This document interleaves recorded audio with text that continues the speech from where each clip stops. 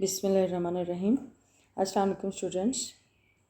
Today we are going to answer the following questions, and we see how many questions and what they are. Okay.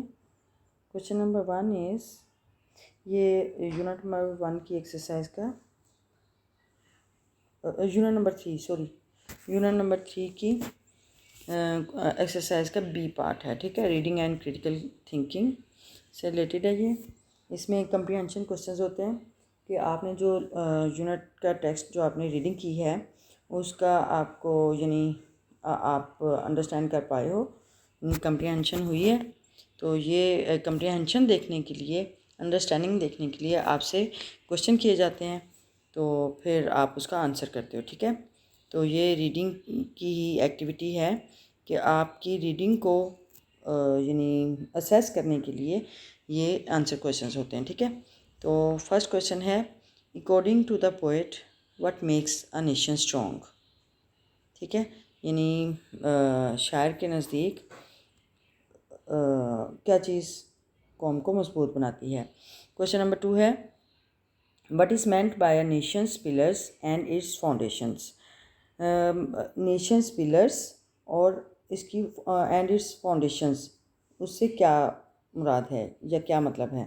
ठीक है, question number 3 है in the first stanza, पहले बंद में the poet wonders about certain things what are they, यानी कुछ यकीनी चीज़ों के बारे में शायर जो है वो हैरान होता है, कुछ चीज़ों के बारे में हैरान होता है, व्हाट आर दे वो क्या है। ठीक है, क्वेश्चन नंबर 4 है what qualities make a people great, कौन सी खसूसियात जो हैं वो लोगों को अजीम बनाती हैं। Are these qualities associated with health, wealth or character, क्या ये खसूसियात जो हैं वो सेहत, दौलत और या किरदार से मुतल्लिक हैं, यानी आपने आंसर करना है इसको।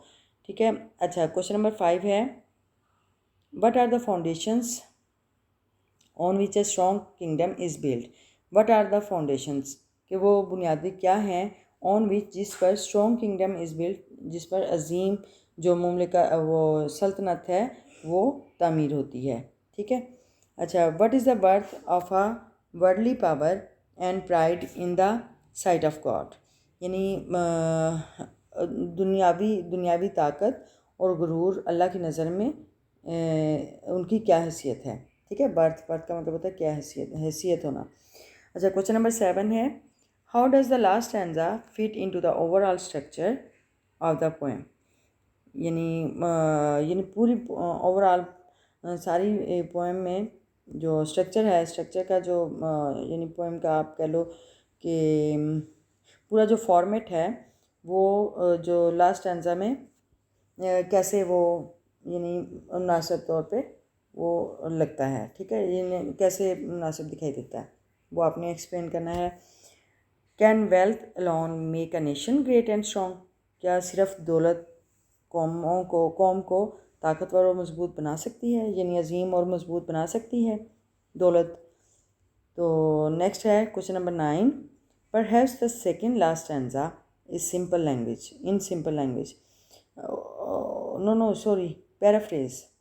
Paraphrase the second last stanza in simple language. Paraphrase का मतलब होता है तशरीह करना। ठीक है, एक्सप्लेन करना सिंपल लैंग्वेज में। तो पैराफ्रेज तशरीह करना कि सेकेंड लास्ट जो स्टैंजा है, यानी लास्ट से पहले वाला जो स्टैंजा है उसको आसान ज़ुबान में उसकी तशरीह करें। ठीक है, पैराफ्रेज का मतलब होता है तशरीह करना। अच्छा क्वेश्चन नंबर 10 है what are the qualities of the brave man describe in the poem, यानी नज़म में बहादुर आदमी की क्या खसूसियात बताई गई हैं, क्या बयान की गई हैं। तो चलिए देखते हैं अब हम इसके आंसर्स देखते हैं। Yes, here are the answers of the following questions. Look here. The first question is according to the poet what makes a nation strong, यानी राइटर के नज़दीक क्या चीज़ नेशन को, कौम को मजबूत बनाती है। तो इसका आंसर क्या होगा according to the poet only brave man make a nation strong, के शायर के नज़दीक जो ओनली सिर्फ बहादुर आदमी ही कौम को मजबूत बनाते हैं। अच्छा, गौर क्या करें सबसे यानी कि क्वेश्चन के अंदर से ही हाफ जो दूसरा सेंटेंस होता है या उसको कह लें कि क्लास होती है या फ्रेज़ होती है, वो उसको आंसर में आप ऐड कर सकते हो। ठीक है, according to the poet what makes a nation strong. ठीक है, अकॉर्डिंग टू द पोएट वो हम सेम एज इट इज़ लेंगे और बाकी हम उसका आंसर करेंगे। ठीक है, according to the poet only brave man make a nation strong. Okay, question number 2 है what is meant by nation's pillars and its foundations. यानी नेशंस पिलर्स और इट्स फाउंडेशंस, इससे क्या मुराद है। ठीक है, nation pillars and its foundation stand for great and brave people who work for their nation. ठीक है, nation pillars and its foundations, ये एक तरह से मेटाफर्स हैं। मेटाफर्स में पता है आपको कि दूसरों की एग्जांपल दे के यानी समझाया जाता है, लेकिन उसमें एज लाइक वगैरह ये चीज़ें इस्तेमाल नहीं होती। ठीक है, यानी सिमिली में हम बताते हैं यानी एज लाइक का यूज़ करते हैं, लेकिन मेटाफर्स में हम ऐसी एग्जांपल के थ्रू हम यानी दूसरों के साथ कंपेयर कर सकते हैं। ठीक है, ये कंपैरिजन होता है। तो वो कंपेयर किया नेशन पिलर्स को and its foundations stand for great and brave people, यानी अजीम और बहादुर लोग वो वर्क फॉर द नेशन, जो कि अपनी कौम के लिए काम करते हैं। ठीक है, यानी नेशंस पिलर्स और जो इट्स फाउंडेशंस हैं वो यानी ग्रेट एंड ब्रेव पीपल की जगह पे हम इसको यूज़ करेंगे। ठीक है, who work for their nation. ठीक है, क्वेश्चन नंबर 3 है in the first stanza the poet wonders about certain things, what are they. यानी पहले स्टैंजा में जो फर्स्ट वाला स्टैंजा है उसमें जो शायर है वो कुछ चीज़ों के बारे में हैरान होता है, वो क्या है। तो इसका आंसर है in the first stanza the poet wonders about the brave people who fight with the enemies which gathered around them. ठीक है, यानी वो हैरान होता है कि जो बहादुर लोग हैं वो कैसे दुश्मनों के ख़िलाफ़ लड़ते हैं जो कि उनके इर्द गिर्द इकट्ठे होते हैं। यानी बहादुर आदमी के इर्द गिर्द जो लोग इकट्ठे, जो दुश्मन इकट्ठे होते हैं उनसे वो कैसे फ़ाइट करते हैं, उनका कैसे मुकाबला करते हैं, उनसे कैसे मज़ाहमत करते हैं। ठीक है, तो ये इस पे वो हैरान हो रहा था कि कैसे वो कितने ग्रेट करेज की बात है कि वो कैसे ब्रेवरी से उनके साथ फ़ाइट करते हैं। ठीक है, जो उनके दुश्मन हैं, जो उनके इर्द गिर्द वो इकट्ठे होते हैं, उनके खिलाफ़ वो लड़ते हैं। ठीक है, number 4 what qualities make a people great, are these qualities associated with health wealth और कैरेक्टर। ये कौन सी खसूसियात लोगों को अजीम बनाती हैं और क्या ये खसूसियात सेहत, दौलत या करैक्टर से एसोसिएटेड हैं यानी मिली हुई हैं। अच्छा, इसका आंसर क्या होगा। Hard work, great courage and bravery are the qualities who make a people great. Ah people यहाँ पे नेशन के तौर पे यूज़ हुआ है। ठीक है, आ पीपल आ नेशन। ठीक है, a people great, these qualities are associated with character. ठीक है, यानी मेहनत, बहादुरी और बर्दाश्त, ये सारी चीज़ें जो हैं, ये खसूसियात जो हैं, ये कौमों को या कौम को यानी वो करती हैं, अजीम बनाती हैं। और ये खसूसियात जो हैं, ये जो क्वालिटीज़ हैं, खूबियाँ, ये करैक्टर से रिलेटेड हैं। ठीक है, करैक्टर से मिली होती हैं, करैक्टर से यानी एसोसिएटेड होती हैं, मिली हुई हैं। ठीक है, नेक्स्ट है question number 5 what are the foundations on which a strong kingdom is built. यानी वो बुनियादें क्या हैं जिन पर एक ताकतवर सल्तनत या कह लें हाँ सल्तनत तामीर की जाती है, यानी कह लें मुमलिकत या सल्तनत तामीर की जाती है। इसका आंसर होगा the foundations on which a strong kingdom build, वो बुनियादें जिन पर एक मज़बूत सल्तनत की तामीर होती है। आर सॉलिडारिटी एंड पैट्रियोटिज़म, वो सॉलिडारिटी का मतलब होता है इत्तेहाद, यगागत, यकजहती, एंड पैट्रियोटिज़म हुब्बुल वतनी। ठीक है, मुहिब वतन। तो ये इसकी जिन बुनियादों पर एक अजीम सल्तनत की तामीर होती है वो हैं सॉलिडारिटी एंड पेट्रियोटिज़म, यानी यकजहती और हुब्बुल वतनी। ठीक है, इन पर किसी भी अजीम सल्तनत की बुनियाद होती है। ठीक है। अच्छा, क्वेश्चन नंबर 6 है, what is the worth of a worldly power and pride in the site of God, यानी अल्लाह की नज़र में, खुदा की नज़र में दुनियावी ताकत और फ़ख्र व गुरूर की क्या हैसियत है। तो इसका आंसर होगा worldly power and pride in the site of God is worthless. Worthless यानी कि कोई हैसियत नहीं है, बेहैसियत हैं, यानी दुनियावी ताकत और फ़ख्र व गुरूर अल्लाह की नज़र में बेहैसियत हैं। ठीक है, यानी उनकी कोई हैसियत नहीं।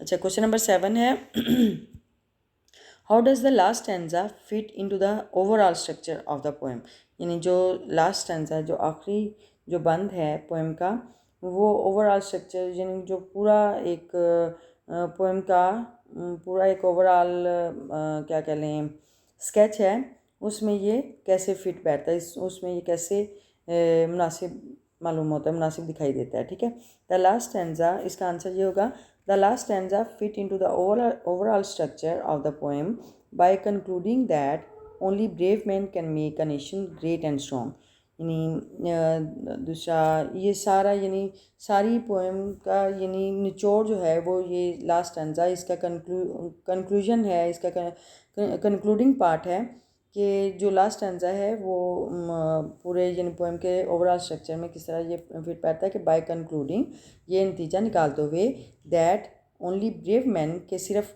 बहादुर आदमी he can make a nation great and strong, वो एक कौम को मजबूत और अजीम बना सकते हैं। ठीक है, तो ये इसका कंक्लूडिंग पार्ट है पूरी पोएम का।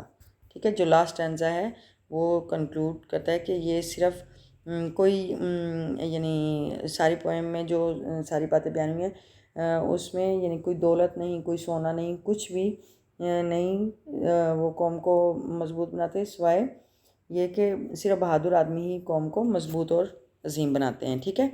अच्छा, क्वेश्चन नंबर 8 है, can wealth alone make a nation great and strong, क्या दौलत, सिर्फ दौलत ही कौम को अजीम और मजबूत बना सकती है। तो इसका आंसर होगा wealth can not make a nation great and strong, दौलत किसी भी कौम को या कौम को अजीम और मजबूत नहीं बना सकती। Only brave man can make a nation great and strong, सिर्फ बहादुर आदमी ही कौम को मजबूत और अजीम बनाते हैं। ठीक है, यानी दौलत नहीं, सिर्फ जो बहादुर आदमी हैं वही कौम को अजीम और मजबूत बनाते हैं। ठीक है। क्वेश्चन नंबर 9 है, paraphrase the second last stanza in simple language. Paraphrase का मतलब होता है तशरीह करना, एक्सप्लेन करना, यानी वजाहत से बयान करना। ठीक है, the last stanza in simple language, यानी जो सेकेंड लास्ट यानी लास्ट जो पहला है उस स्टैंजा को, उस बंद को आपने सिंपल लैंग्वेज में एक्सप्लेन करना है। ठीक है, तो इसका आंसर क्या होगा, in the second last stanza the poet says that it is not gold or wealth that make a nation strong, only the brave man can make a nation great and strong. Brave men faces many hardships in the way of truth and honor, but they still stand fast. यानी second last stanza में ये शायर क्या कह रहा है कि that is not gold और वेल्थ, कि ये सोना और दौलत नहीं जो कि कौमों को मजबूत बनाते हैं, कौम को मजबूत बनाते हैं, सिर्फ only a brave man can make a nation great and strong, सिर्फ बहादुर आदमी ही कौम को मजबूत और अजीम बनाते हैं। ठीक है, brave man faces many hardships, brave man faces जो बहादुर आदमी है वो सामना करते हैं, मैनी हार्डशिप्स बहुत सी मुश्किलात का, in the way of truth सच के रास्ते में, एंड ऑनर और इज़्ज़त यानी सच और इज़्ज़त के रास्ते में बहुत सी मुश्किलात का सामना करते हैं, but they still stand fast, लेकिन वो फिर भी डटे रहते हैं, खड़े रहते हैं। ठीक है, तो इसका ये पैराफ्रेजिंग है सेकेंड लास्ट स्टैंजा की। और क्वेश्चन नंबर 10 है, what are the qualities of the brave man describe in the poem, यानी पोएम में जो बहादुर आदमी की क्या खूबियाँ बयान हुई हैं, क्या खसूसियात बयान हुई हैं। तो इसका आंसर है the brave man work while others sleep, बहादुर आदमी काम करते हैं जबकि दूसरे सोते हैं। They stand fast while others run away, वो मजबूती से डटे रहते हैं, जमे रहते हैं, जबकि दूसरे भाग जाते हैं। यानी वो मुश्किलात का सामना करते हैं, वो हर यानी जो भी तकलीफ़ है वो बर्दाश्त करते हैं, जो भी उनके रास्ते में, हक़ के रास्ते में या इज़्ज़त के रास्ते में जो भी तकलीफ़, जो मुसीबतें आती हैं वो उनका सामना करते हैं, जबकि दूसरे जो हैं वो भाग जाते हैं। ठीक है, और वो मजबूती से खड़े रहते हैं। ठीक है, तो ये आपके आंसर क्वेश्चन से। तो I hope you have got the idea about the answers of the questions, and now please, if you like the video, please touch the touch the like button, and comment and share also. And if you are the new one on this channel, please subscribe my channel, and support my channel please, and press the bell icon button also, so that you can may find the notification of a new video. Okay, see you in the next video. Till then, Allah Hafiz.